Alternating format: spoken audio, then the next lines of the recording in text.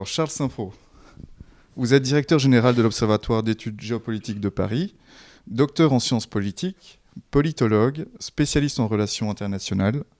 Vous co-dirigez la collection d'ouvrages Études géopolitiques aux éditions Cartala et vous êtes aussi cofondateur des revues gaullistes Arguments pour la France et une certaine idée.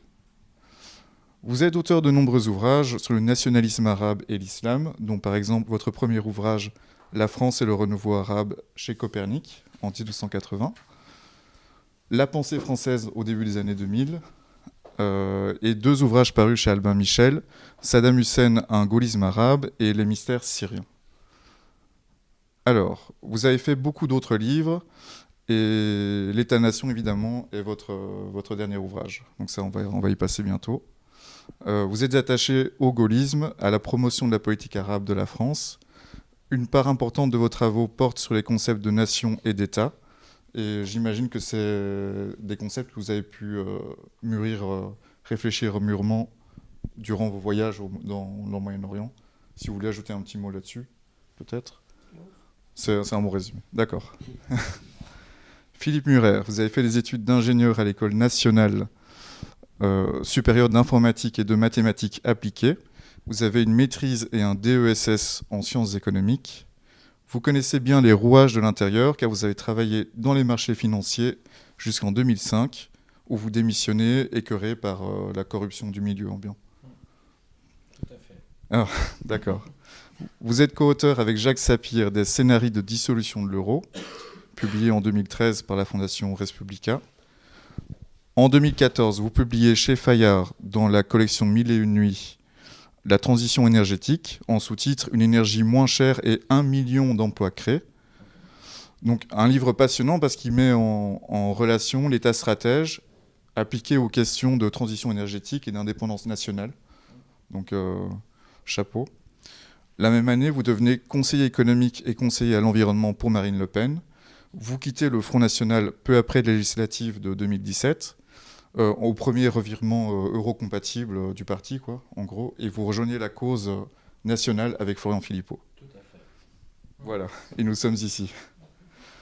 Donc, un petit mot juste sur cette conférence, qui est tristement d'actualité, parce qu'elle a pour objectif d'apporter des éléments de langage sur le double danger que représente pour la France l'euro-régionalisme et le fédéralisme européen. Nous allons parler de ce petit bouquin, L'État-nation face à l'Europe des tribus, que j'ai publié aux éditions du Cerf. La question de l'État est d'une forte actualité aujourd'hui, comme l'attestent les affaires de Catalogne en Espagne, comme l'attestent les poussées sécessionnistes en Italie, en Lombardie, en Vénétie, et puis le renouveau du séparatisme corse qui doit être réduit d'ailleurs parce que la manifestation dont on a fait grand cas dans les médias n'a réuni quand même que 8 à 9 000 personnes. C'est quand même pas toutes les Corses qui se sont mobilisées.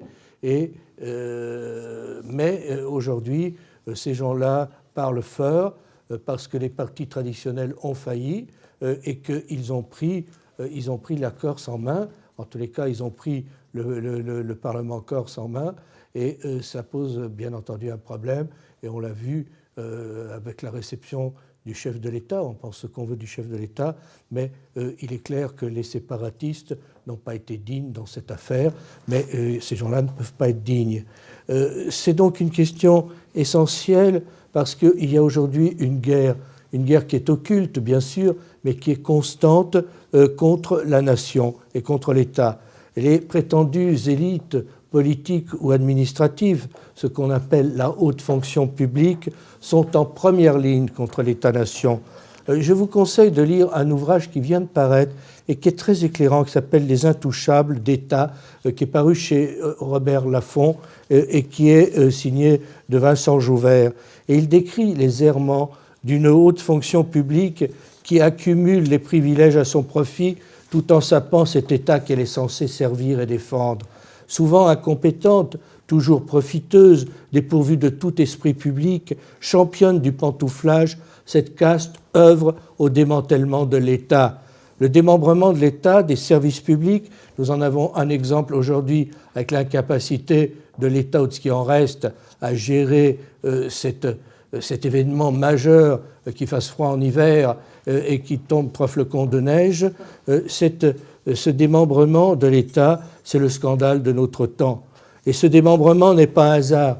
La haine de l'État va de pair avec l'idée qu'il faut briser les nations. Tout cela découle de cette idéologie à laquelle adhère la majorité des élites.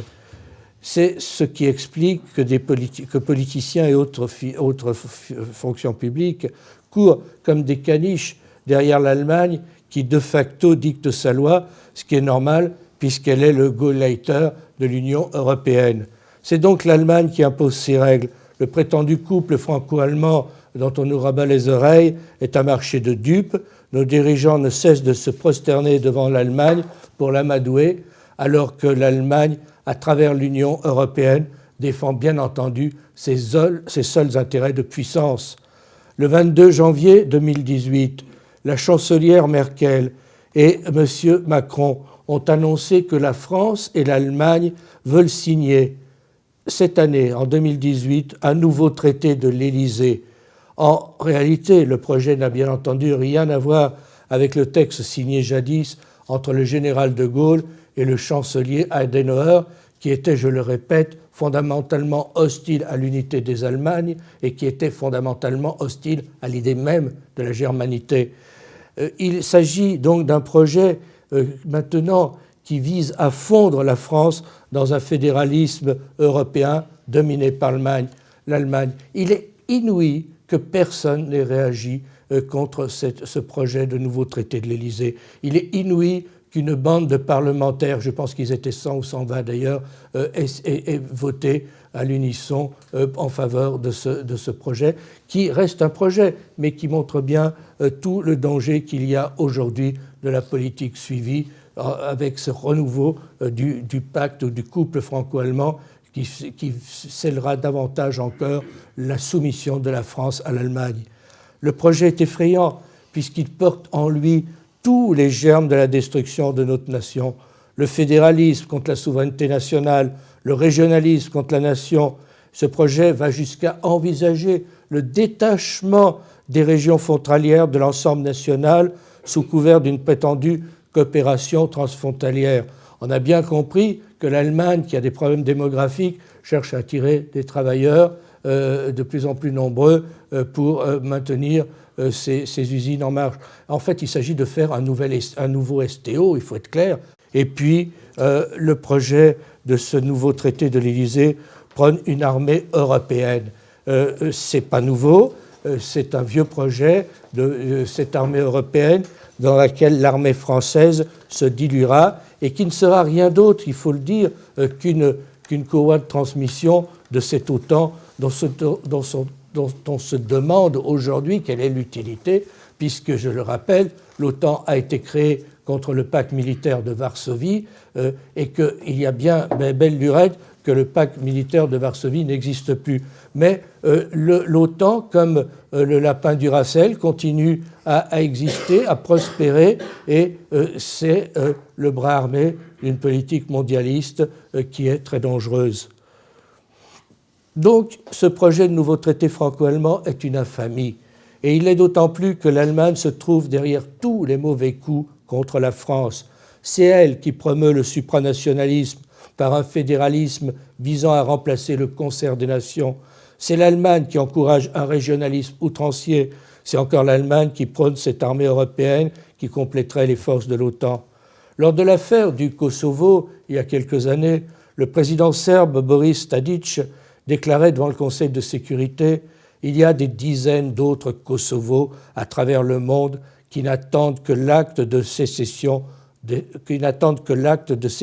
ce territoire devienne réalité. Je vous avertis très sérieusement du danger d'escalade de nombreux conflits dormants et du déclenchement de nouveaux conflits. » Nous en sommes là aujourd'hui. Il y a de nouveaux Kosovos qui se préparent en Catalogne, en Corse et dans d'autres endroits. Ce qui est en cause, c'est la logique de destruction des États-nations qui progressent. En Europe, l'organisation supranationale qualifiée d'Union européenne a été conçue tout exprès pour disloquer les États-nations. C'est pourquoi l'Europe promeut tout ce qui peut travailler au détricotage des identités nationales. Séparatisme, régionalisme, communautarisme. La question de l'État est donc d'importance. Une société a besoin d'État, une autorité légitime au service du bien commun. Elle a besoin d'une autorité protectrice, laquelle doit être indépendante des brigues et des factions qui mettent toujours en danger la solidarité nationale. C'est le premier point que je soulèverai. L'État est au service du bien commun. Je préciserai ensuite qu'il s'agit de l'État-nation tel qu'il est le sujet du droit international depuis au moins les traités de Westphalie. Et dans une troisième partie, j'évoquerai les menaces qui pèsent aujourd'hui sur l'État-nation. L'État est au service du bien commun. Dès la Renaissance, le légiste royal Jean Bodin a énoncé la forte vérité que la loi est l'expression de la volonté du souverain, c'est-à-dire de l'État, d'exercer son autorité. Elle fait passer l'équité dans les choses. Selon Bodin, les nations sont en péril lorsque les citoyens perdent le sentiment de former un peuple, ce que Aristote appelait une amitié. L'histoire enseigne que ce renoncement provient toujours d'un recul de l'autorité. Raymond Aron a bien noté que la crise de l'autorité est la véritable crise de nos civilisations. Le totalitarisme prospère lorsque s'effrontent les autorités traditionnelles, l'école, la famille, le pouvoir politique. Comme l'a écrit Hannah Arendt, le totalitarisme a fini au XXe siècle de ruiner l'autorité, mettant un point d'orgue au mouvement entamé depuis la seconde moitié du XVIIIe siècle. Soyons clairs, la fracture entre le pays légal et le pays réel, c'est-à-dire la grande majorité des citoyens, le pays légal étant composé des prétendues élites, cette fracture est de moins en moins contestable. Les signes en sont nombreux. On le voit avec l'abstention, la revendication du vote blanc. On le voit aussi avec le vote pour les mouvements dits radicaux. Mais la méfiance d'une large partie du peuple à l'égard de la classe politique ou politicienne ne signifie pas que les citoyens veulent l'anarchie.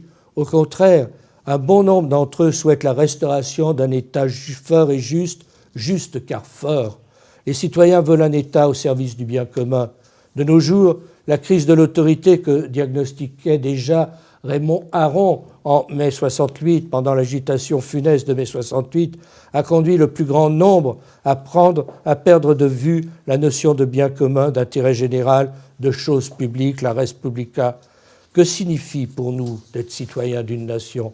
Faute de pouvoir répondre à cette question, beaucoup de nos contemporains sont tentés de se retrancher dans des petits bonheurs individualistes ou la tentation communautariste qui encourage la montée en puissance de pseudo-identités ethniques, religieuses, sexuelles, socio-culturelles ou locales.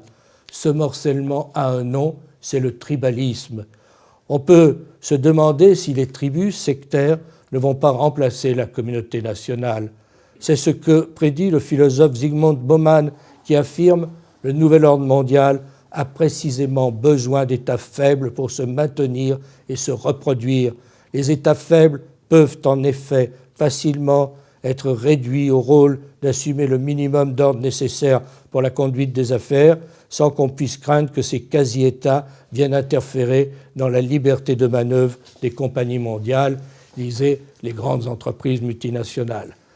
La priorité est donc de restaurer l'idée de bien commun qui consolide la citoyenneté. C'est une idée fondamentale de nos civilisations. Depuis Aristote, l'idée prévaut que les hommes ont quelque chose de fondamental, d'essentiel en commun. Le bien commun, c'est ce qui donne du sens au corps social. Le pouvoir politique au service du bien commun, c'est ce qui implique une pleine souveraineté de l'État. Aujourd'hui, quel est notre bien commun ? La question est essentielle puisqu'une société qui perd le sens du bien commun est une société condamnée. Réfléchir sur le bien commun, c'est d'abord prendre la mesure du danger de l'individualisme et du communautarisme pour se référer à notre traditionnelle conception du lien social. Une sorte d'idéal postmoderne consiste à célébrer des communautés de plus en plus nombreuses, ce qui tend à favoriser le communautarisme. Comment ne pas considérer comme une régression le discours de ceux qui détricotent la société nationale, ceux qui flattent des catégories auprès desquelles ils multiplient les promesses démagogiques. Le rôle du politique consiste à réaffirmer sans relâche la traditionnelle conception du lien social qui privilégie les valeurs d'unité et de solidarité qui s'opposent précisément à l'idée d'un individu isolé, replié sur lui-même ou dans un groupe particulier et sectaire. Le bien commun, c'est la conviction que la nation est une société historique supérieure à la tribu, que le citoyen est préférable au barbare, que la loi générale s'impose aux intérêts féodaux ou oligarchiques. Et donc l'État est au service, ou doit être au service de ce bien commun. Nous ne pouvons d'ailleurs que constater l'extrême misère des pays où l'État est défaillant. Je pense à la Libye, à l'Afghanistan, à l'Irak, au Liban. L'État est une nécessité. Ce postulat étant posé, il faut se demander de quel État nous parlons. Mon questionnement est le suivant: quel État pour quelle société? Et il s'agit bien entendu de l'État-nation. Depuis plusieurs siècles, l'État-nation est le socle de l'ordre international. En 1648, les traités de Westphalie ont mis en pièces la notion d'empire, avec l'abaissement de l'empire des Habsbourg, cette maison d'Autriche combattue par la monarchie française depuis Henri IV. Ce sera la consécration de l'émiettement de l'empire germanique, un objectif fondamental de la monarchie française, car cet empire ne pouvait se consolider que contre la France. Comme le souhaitait la politique traditionnelle de notre monarchie, l'État-nation souverain devint la plus haute autorité du droit international moderne qui eut le jour à cette occasion. Ce droit est donc inspiré par la politique capétienne, c'est l'affirmation de la souveraineté des États. Le droit issu de la paix de Westphalie a pour fondement que la paix et la tranquillité sont assurées par un juste équilibre de puissance entre les États. L'État-nation étant le socle de l'ordre juridique qui se met en place, les petits pays obtiennent les mêmes droits que les grands. La coopération entre les États égaux devient la règle. Il en découle 3 principes. La souveraineté externe. Aucun État ne reconnaît d'autorité au-dessus de lui et tout État reconnaît tout autre État comme son égal en droit. La souveraineté interne. Tout État dispose de l'autorité exclusive sur son territoire et aucun État ou aucune organisation ne peut s'immiscer dans les affaires internes d'un autre État. L'équilibre des puissances. Aucun État ne doit être en mesure de s'imposer à l'ensemble des autres États pour imposer une hégémonie. C'est donc un système reposant sur le postulat d'une indépendance absolue, un régime équilibré où l'indépendance des petites et moyennes nations est respectée, car c'est la condition nécessaire pour empêcher l'émergence d'un empire supranational totalitaire. Dans son ouvrage, si les traités de 1815 ont cessé d'exister, point d'interrogation, publié en 1863, Pierre-Joseph Proudhon écrit « Tant qu'il y aura pluralité de puissances, plus ou moins équilibrées, le traité de Westphalie existera. Il n'y aurait qu'un moyen de l'effacer du droit public de l'Europe, ce serait de faire que l'Europe redevint un empire unique. » L'historien Jacques Bainville a clairement exposé dans son Histoire de 2 peuples que Westphalie est le meilleur arrangement qu'on ait su trouver pour un ordre international qui garantisse contre la violence du plus fort. C'est, dit Bainville, un modèle de paix sérieuse et durable. De fait, ce système a prévalu jusqu'à nos jours, puisque la Charte des Nations Unies, signée en 1945, prévoit dans son article 2 « L'organisation est fondée sur le principe de l'égalité souveraine de tous ses membres ». En tout cas, ces principes d'équilibre et de souveraineté ont inspiré la diplomatie française depuis les rois capétiens jusqu'à Charles de Gaulle. Voici donc l'une des principales lois de la politique française. L'État français ne saurait se laisser subordonner à un super-État dont la conception ne peut naître, écrivait Charles Benoît, que chez des peuples qui n'ont ni voisins, ni rivaux, ni ennemis, ni histoire. Où en sommes-nous aujourd'hui ? Bien sûr, une constatation s'impose, l'État-nation est menacé. Peut-on affirmer, comme Bertrand Badi, que la géographie westphalienne n'est plus à l'échelle du temps ? Selon Badi, l'ordre de Westphalie serait obsolète pour diverses raisons. L'expansion de la globalisation, qui permettrait aux firmes multinationales d'imposer leur volonté aux États. La concurrence d'acteurs nouveaux, les firmes, les ONG, les mafias, les lobbies qui réduisent le rôle des États, des organisations internationales qui prendrait le relais des États, l'OMC, le FMI, les organisations comme l'Union européenne. La doxa contemporaine, dont Bertrand Badi est l'un des chantres, repose largement sur le dogme libéral. Selon les clichés et les stéréotypes qui forment cette doxa, le temps des nations serait passé et il faudrait par conséquent remettre en question l'État-nation. On voit bien l'inanité de cette idéologie quand on considère la scène internationale. Ni les États-Unis, ni la Chine, ni la Russie, ni l'Inde, ni la Grande-Bretagne, ni la Turquie, ni le Japon, ni l'Arabie saoudite, ni le Maroc, ni le Brésil et bien d'autres sont prêts le moins du monde à renoncer à leur souveraineté. Pourtant, ils s'en trouvent en France pour prétendre abattre l'État-nation. C'est devenu une sorte de pensée unique dans divers milieux, en particulier dans de grandes écoles et certains établissements d'enseignement public. Et l'on répète comme un leitmotiv qu'il faut en finir avec les nations parce qu'il faut être résolument moderne, donc cosmopolite. Il faudrait donc moins d'États. Au milieu des années 1980, le sociologue eurocratique Michel Crozier proclamait qu'un État moderne devait être un État modeste. État modeste, c'est devenu le slogan de tous ceux qui pensent que ce n'est pas dans le cadre des États-nations qu'on peut résoudre les problèmes de notre société. Crozier affirmait « Seule l'Europe est susceptible de faciliter le dépassement dont nous avons besoin ».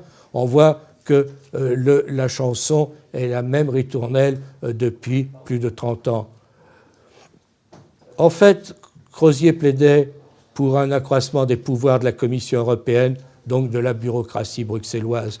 Il est tout de même singulier que les adversaires de l'État-nation critiquent le prétendu trop d'État national, protecteur naturel des citoyens, et en même temps prônent la puissance des technobureaucraties, celle des organisations mondialistes et d'un État européen supranational sur lequel aucun contrôle ne peut s'exercer.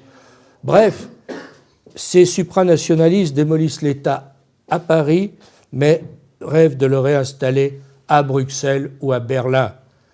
Nous devons donc comprendre que le moins d'États des idéologues antinationaux signifie simplement qu'il faudrait moins d'autorité nationale pour avoir plus d'autorité supranationale. En effet, l'anti-étatisme ne vise que le seul État national, puisque ces propagandistes se satisfont fort bien de l'émergence d'autres formules étatiques.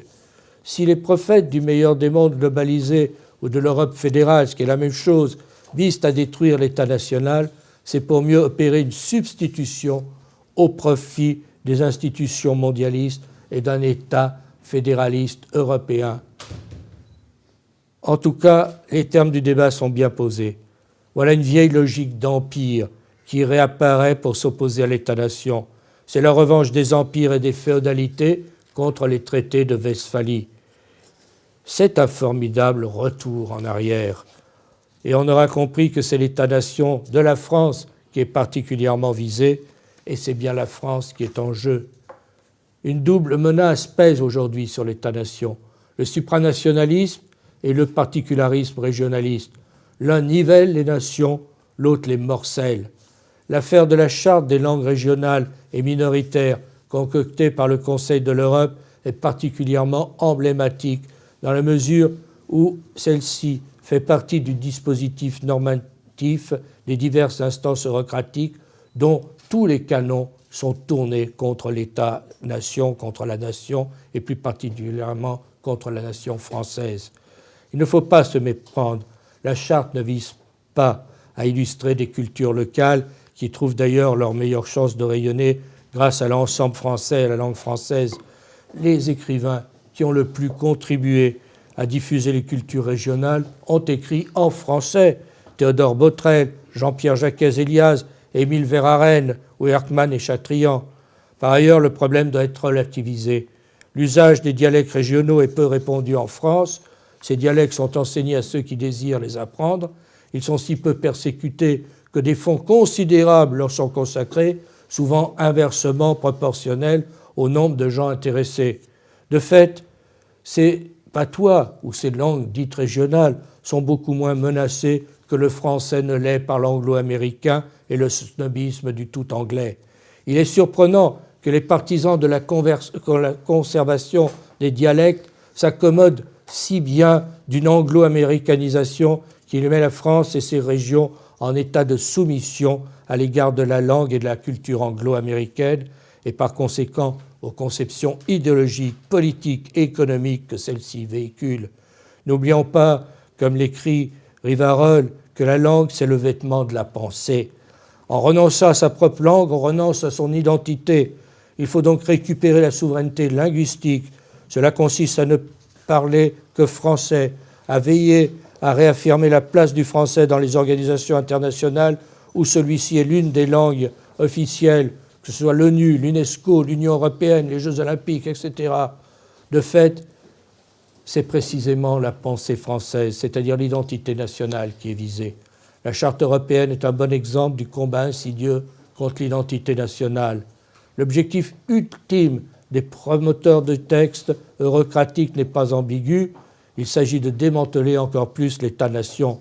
Il n'est d'ailleurs pas neutre de noter que parmi les promoteurs de ce texte figurent beaucoup d'anciens rescapés de la collaboration avec l'Allemagne nazie, car la plupart de ces séparatistes, que ce soit les séparatistes bretons, que ce soit naguère les séparatistes alsaciens, que ce soit les séparatistes corses, comme l'ineffable Talamoni, sont des gens qui ont tous fricoté à un moment donné, soit avec les nazis, soit avec les fascistes italiens.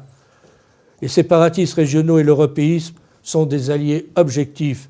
Ils ont le même objectif, la disparition des nations qui est la condition de l'avènement de l'Europe fédérale des régions. C'est donc la nation qui est la cible d'une idéologie supranationale, mondialiste, laquelle a pour objectif essentiel de mettre fin à la souveraineté de l'État. Cette idéologie a pour obsession de faire sauter le verrou de la nation. Je dis bien la nation, car trop souvent, les hommes politiques confondent la France et la République. Il faut relever une confusion regrettable entre un système idéologique, la République, et une réalité historique, la nation.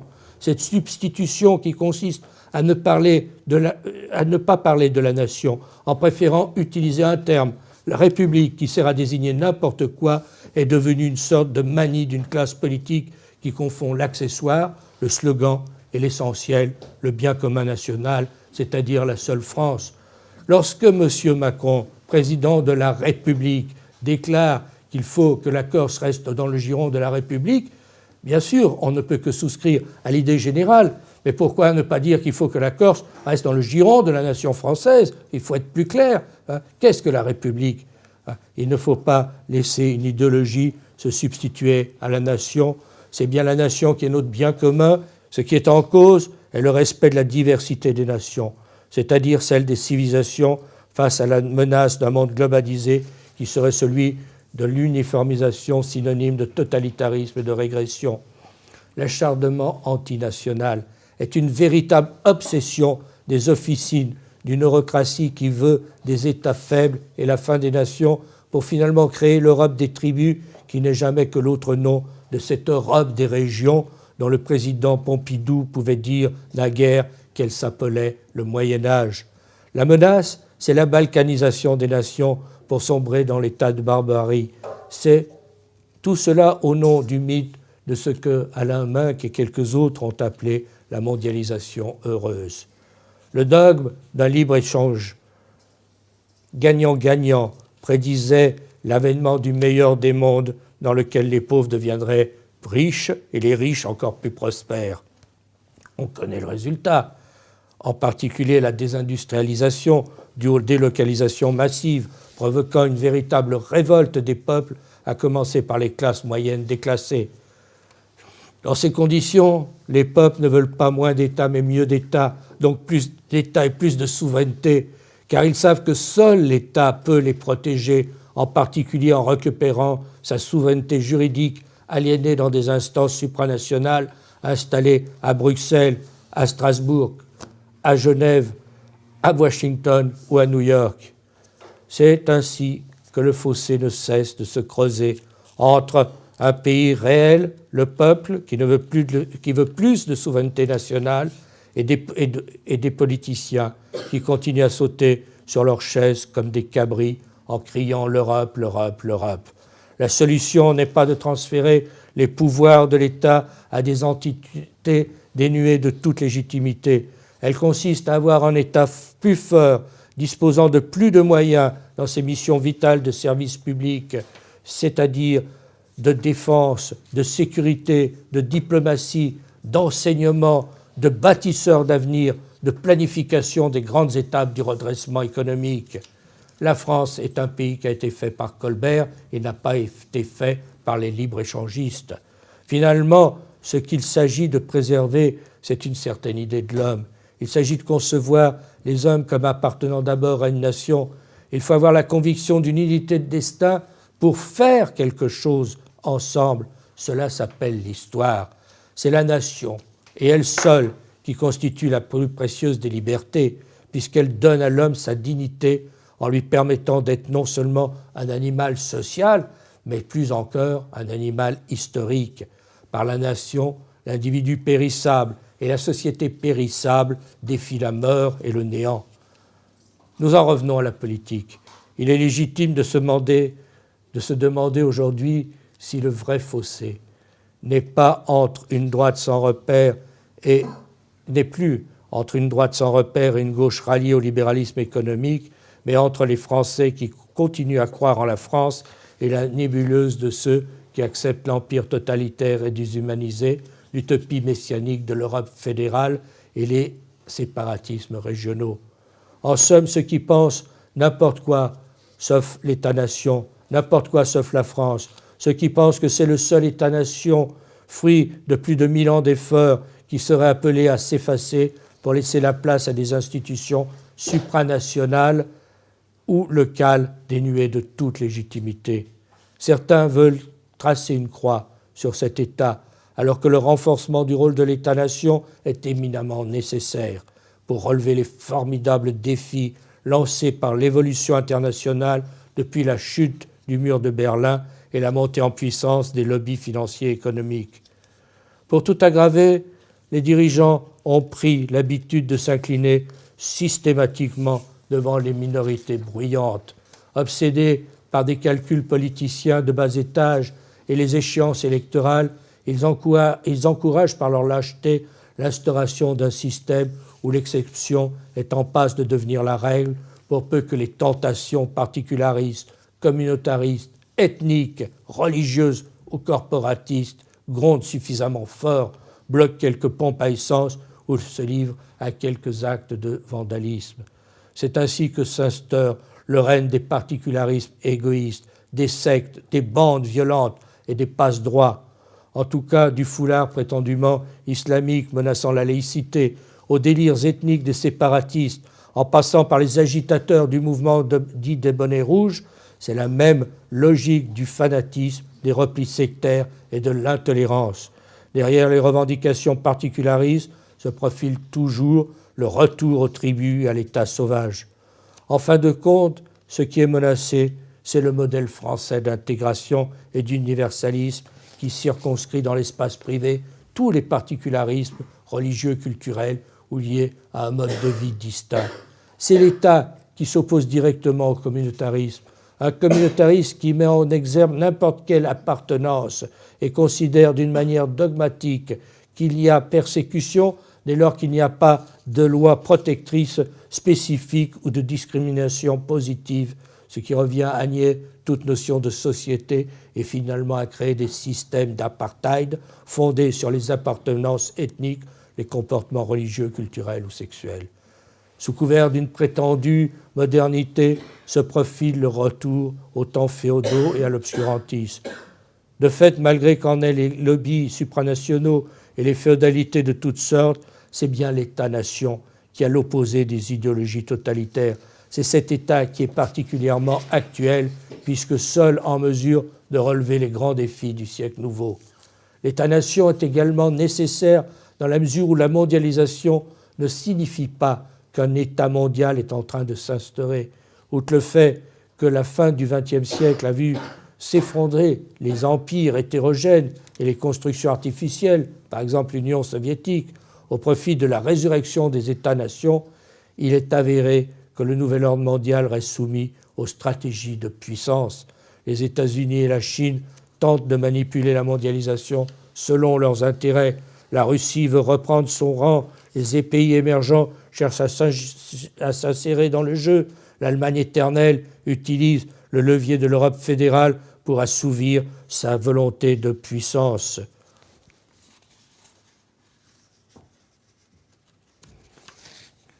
L'État-nation a donc de beaux jours devant lui. Ni trop grand, ni trop petit, il reste la solution la mieux adaptée pour servir une société précise. En fin de compte, l'État-nation est surtout menacé par les esclaves de la fatalité, ceux qui sont toujours prêts à se coucher, ceux qui ont justifié toutes les collaborations depuis la trahison de certaines tribus gauloises au profit de César jusqu'à la collaboration avec l'Allemagne il y a une cinquantaine d'années. Il n'y a pas de fatalité du déclin. Seuls s'effacent les peuples qui, selon l'expression de Fustel de Coulanges, renoncent à eux-mêmes, ceux qui s'assiedent au bord du chemin pour laisser à d'autres l'ambition de faire l'histoire. Ayons l'ambition de faire l'histoire. Désespérer de la nation conduit à se condamner à ne plus avoir de visage particulier dans le monde, puisque c'est le rempart de la cité libre qui préserve notre civilisation. Il est paradoxal que la plupart des élites politiques et intellectuelles de la France, ou des prétendues élites, adhèrent à l'idéologie du renoncement au moment où la réorganisation du monde exigerait que la France fît entendre sa différence et prenne la tête d'un vaste mouvement des peuples et des nations qui refusent légitimement l'instauration de nouveaux empires. Il semble que le plus grand nombre des dirigeants français ont renoncé au rôle traditionnel de la France, d'allier des petites et moyennes nations contre les empires, de porteuses d'une certaine idée de l'homme. En conclusion, d'abord, je rappellerai que depuis plus de 2 siècles, avec de trop rares exceptions, dont celle bien sûr du général de Gaulle, les causes du déclin résident dans la mauvaise politique due à un système débile et malfaisant qui favorise le règne de l'étranger. Nos rois avaient combattu ce parti de l'étranger, les Bourguignons, les Ligueurs, les Frondeurs, les Anglomanes, qui est le véritable mal français. De nos jours, on est frappé par l'importance des partis de l'étranger. Face aux lâches renoncements qui ont toujours nourri l'esprit de collaboration, on peut se poser la question, mais où est le parti de la France quand il n'y a plus d'autorité légitime pour l'incarner? Et cela dure depuis très longtemps. Le combat est existentiel. Pour Paul Valéry, c'est peut-être par l'idée qu'un peuple se fait de l'homme que l'on jugerait le mieux de sa sensibilité, législation, politique, littérature. La pensée française a foi en l'homme. La mission de la France consiste à parler d'une voix distincte, haute et claire, en ne cessant jamais son éternelle plaidoirie pour l'honneur de l'homme, les libertés des peuples et l'indépendance des nations. Voilà pourquoi, mesdames et messieurs, l'État-nation reste notre avenir. Je vous remercie.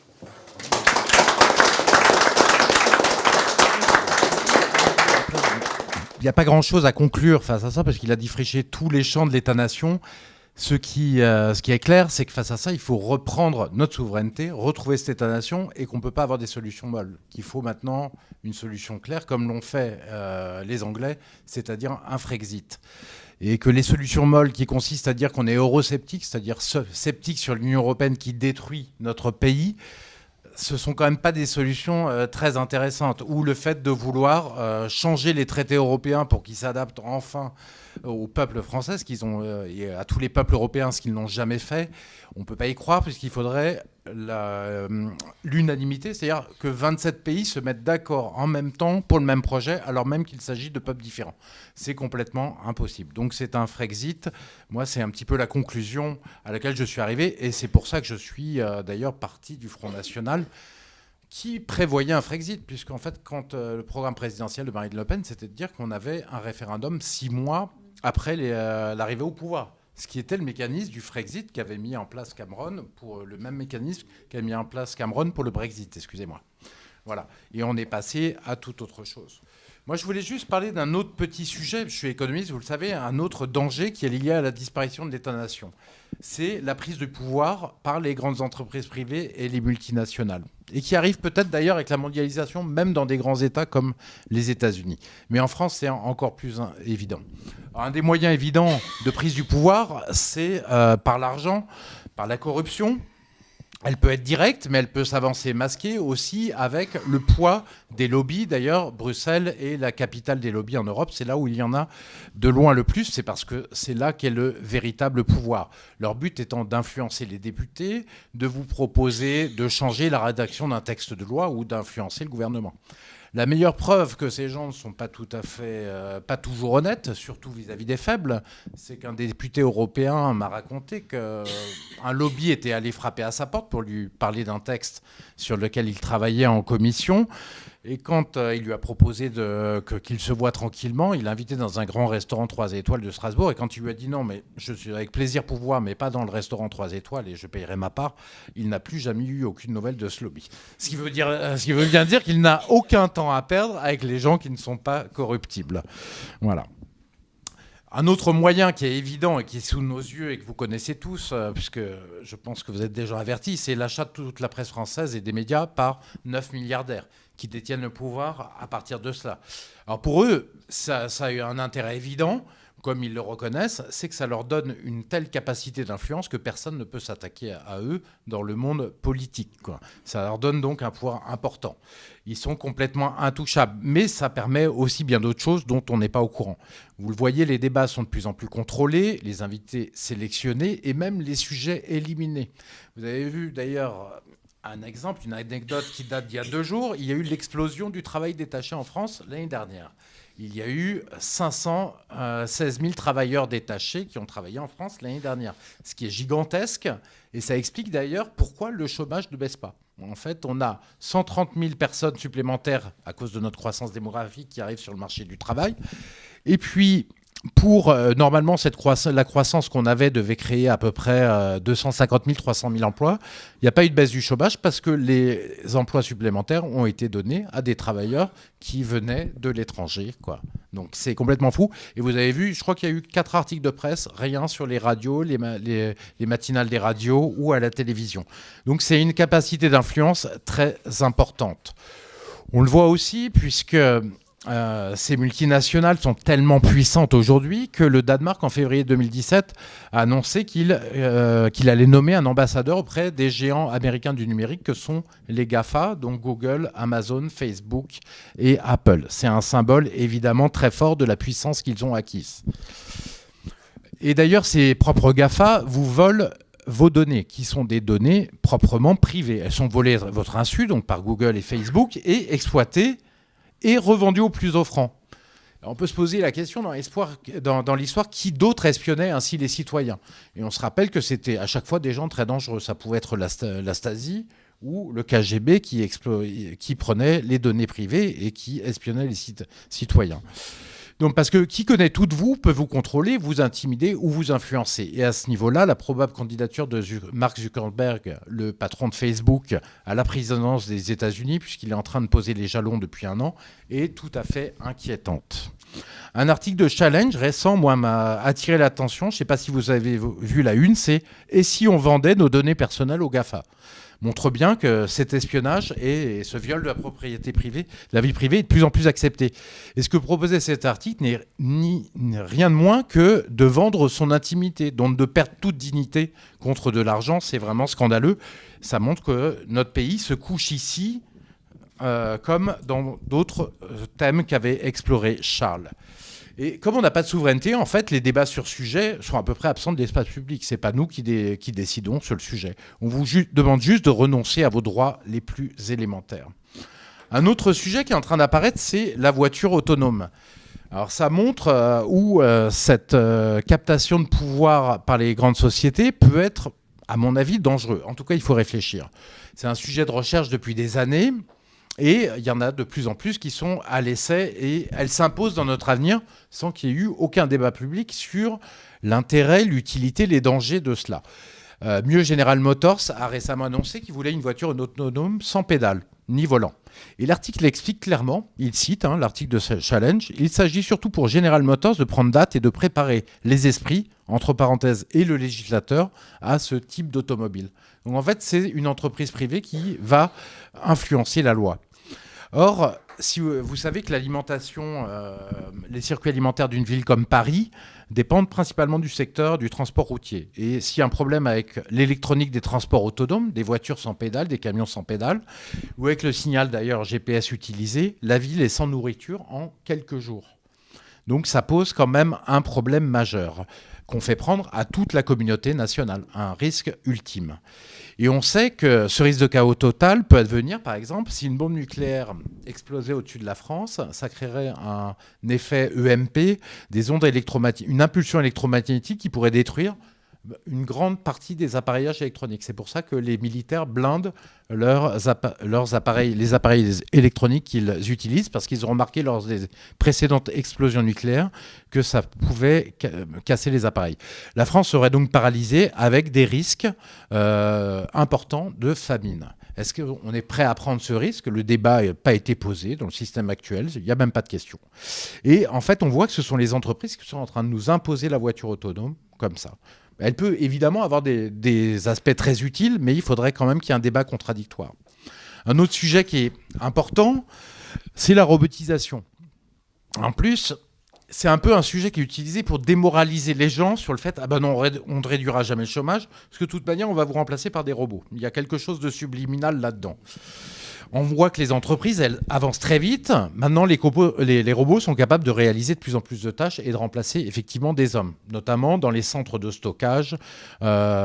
Pour la revente par Internet, elles prennent la place de plus en plus des hommes. Et on voit aussi, là c'est aussi très intéressant, qu'elles colonisent peu à peu les grands magasins, les Decathlon ou les caisses de Leroy Merlin et d'autres magasins. Alors Amazon vient justement de livrer un magasin sans employés. Donc vous prenez vos produits dans les rayons et vous ressortez. Pour ressortir, en fait, il faut mettre un code sur votre smartphone et ça scanne automatiquement tous les achats que vous avez faits parce qu'il y a des puces RFID sur chaque produit.